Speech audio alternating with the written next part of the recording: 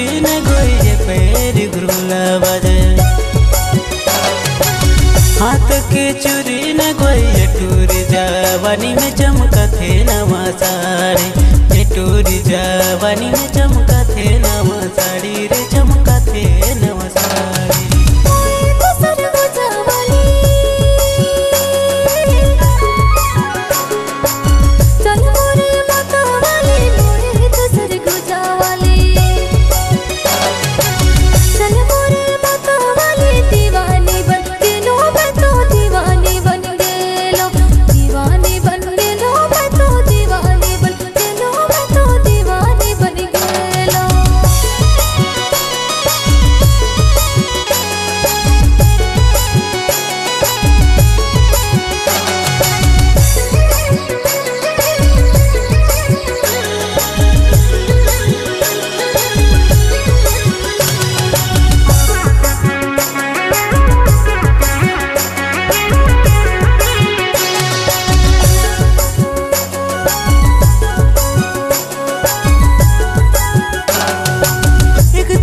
चटक मटा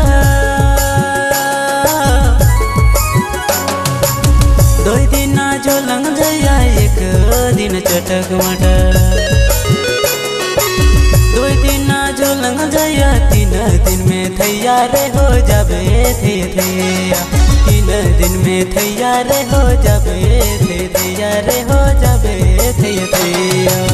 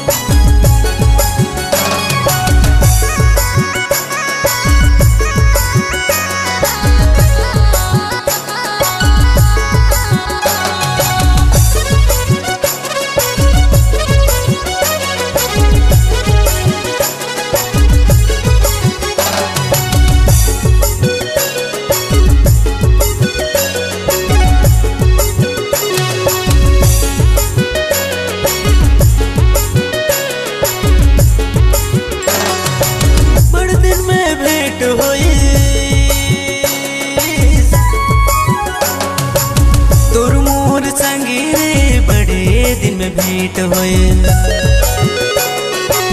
तुर मोर संगी रे देखत मन परे मोला छोड़े नहीं भाई देखत मन परे मोला छोड़े नहीं भाई संगी छोड़े नहीं भाई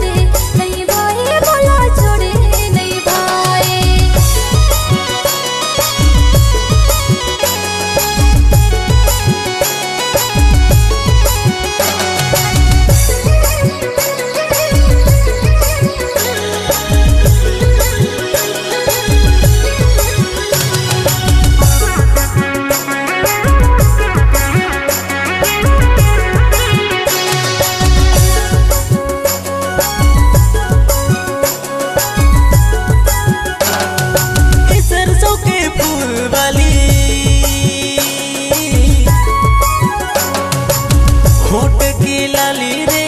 तेरी सुख भूल वाली होठ की लाली रे नखी के नथिया रे झूले रे कनिक वाली नखी के नथिया रे झूले रे कनिक वाली रे झूले रे कनिक वाली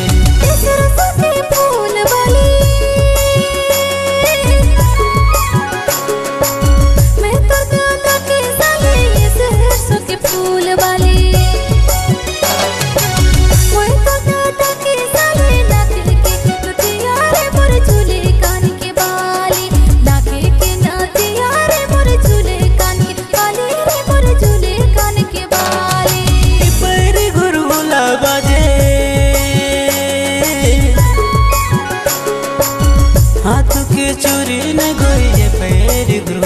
बजे। हाथ के चूरी न कोई टूरी जवानी में चमका थे नवा साड़ी, टूरी जवानी में चमका थे नवा साड़ी रे, चमका थे नवा साड़ी।